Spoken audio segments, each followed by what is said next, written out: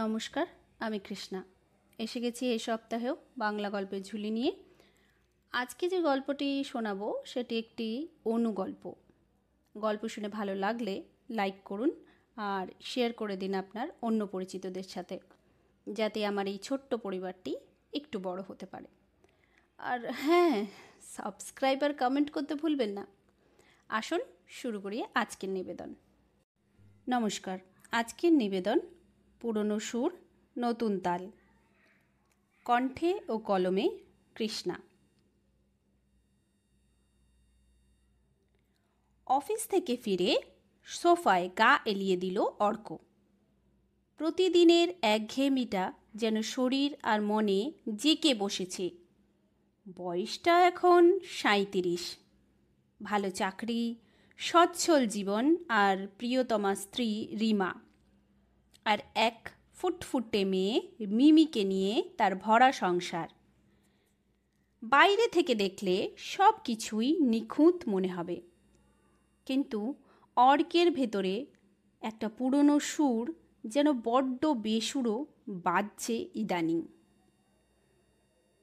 একদিন স্কুল শেষে বিকেলে খেলার মাঠ থেকে ফেরার পথে হঠাৎ পুরনো বন্ধু অভ্রর সাথে দেখা।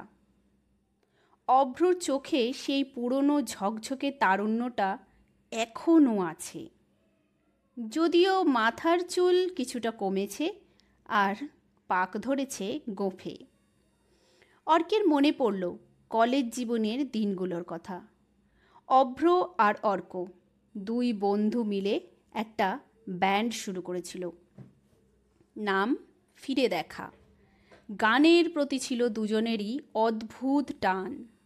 অর্ক লিখত আর গাইত, অভ্র ছিল গিটারিস্ট। কত স্বপ্ন ছিল ওদের। বড় মঞ্চে গাইবে, নিজেদের গান ছড়িয়ে দেবে মানুষের মাঝে। কিরে, কি খবর? অভ্রর গলা শুনে চমকে উঠল অর্ক। ওহ, এই তো চলছে রে, তোর কি খবর? এখনো গান নিয়ে আছিস নাকি? অর্ক জিজ্ঞেস করল। অভ্র হাসল। গান কি আর ছাড়তে পারি রে, তবে এখন আর রাত জেগে রিহার্সাল হয় না। একটা ছোটোখাটো স্টুডিও করেছি, মাঝে মাঝে নিজের মতো করে একটু সুর করি, এই যা। কথা বলতে বলতে দুজনেই একটা চায়ের দোকানে এসে বসল। পুরনো দিনের গল্পে মেতে উঠল তারা। কিভাবে প্রথম গানটা সুর করেছিল, কলেজ ফেস্টে ভুল করে এক লাইনের বদলে অন্য লাইন গেয়ে ফেলেছিল অর্ক। সব সব মনে পড়ছিল তাদের। অভ্রর চোখে সেই পুরনো প্যাশনটা দেখে অর্কের বুকটা কেমন যেন চিনচিন করে উঠল। তার নিজের প্যাশনটা যেন জীবনের দৌড়ে কোথাও হারিয়ে গেছে। রাতে রিমাকে সব বলল অর্ক। রিমা মন দিয়ে সব শুনল। কেন, তুমিও তো গান ভালোবাসো, এখন আবার শুরু করছো না কেন? রিমা প্রশ্ন করল। ধুত্তরি, এখন কি আর সেই বয়স আছে? আর সময় কোথায়? অফিসের চাপ, মিমির স্কুল। অর্কর কথা শেষ হতে পারল না। রিমা অর্কের হাতটা চেপে ধরে বলল, বয়সটা অজুহাত অর্ক। প্যাশনকে কি বয়স দিয়ে মাপা যায়? আর সময়, সময় তো হয় না, তাকে তো বের করে নিতে হয়।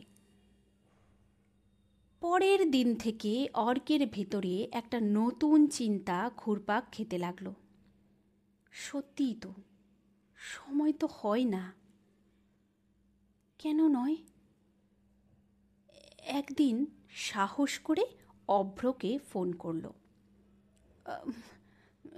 শোন না অভ্র, ভাবছিলাম যদি আবার আমরা পুরনো সুরগুলোতে একটু নতুন তাল দিতে পারি। অভ্র ফোনটা শুনে কিছুক্ষণ চুপ করে থাকলো। তারপর এক গাল হেসে বলল,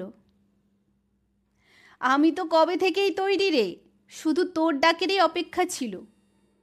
ব্যাস, আর কি, শুরু হলো নতুন করে পথ চলা। অফিসের পর রোজ 1 ঘন্টা, ছুটির দিনে একটু বেশি। অভ্র স্টুডিওতেই বসতো তাদের ছোট্ট গানের আসর। নতুন গান লেখা শুরু করলো অর্ক। রিমা আর মিমি ছিল তাদের সবচেয়ে বড় শ্রোতা।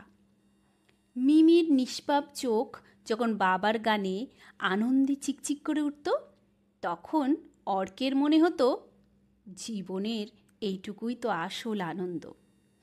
একদিন অভ্র বলল, চল ভাই, এইবার একটা লাইভ পারফর্ম করি।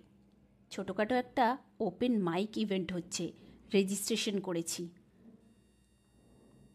অর্ক প্রথমে ইতস্তত করল, এত বছর পর আবার মঞ্চে।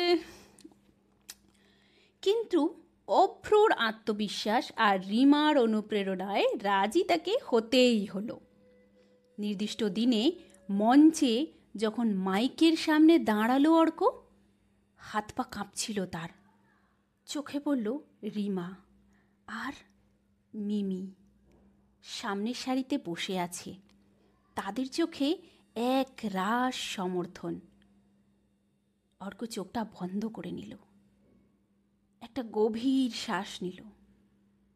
তারপর যখন প্রথম লাইনটা গেয়ে উঠল, মনে হলো নাচের মঞ্চে ফিরে এসেছে সে। হাততালিতে ভরে গেল জায়গাটা। গান শেষ হওয়ার পর অভ্রকে জড়িয়ে ধরল অর্ক। সেদিন অর্ক বুঝল, জীবন মানে শুধু দৌড়ানো নয়, জীবন মানে থেমে গিয়ে পুরনো প্যাশনকে আবার খুঁজে নেওয়া, তাকে নতুন করে আবার বাঁচিয়ে তোলা। বয়স একটা সংখ্যা মাত্র, আসল হলো মনের জোর আর ভালোবাসার গভীরতা। অর্কের জীবনে এখন পুরনো সুরগুলোর সাথে নতুন তাল মিলেছে, আর সেই তাল তাকে এক নতুন দিশা দেখাচ্ছে। হ্যাঁ বন্ধুরা, আজকের গল্প এখানেই শেষ। অবশ্যই জানাতে ভুলবেন না যে আজকের আমাদের নতুন তাল, নতুন দিশা কেমন লাগলো আপনাদের। আসছি আগামী সপ্তাহে আবার নতুন কোনো গল্প নিয়ে। ততদিন সুস্থ থাকবেন, ভালো থাকবেন। নমস্কার।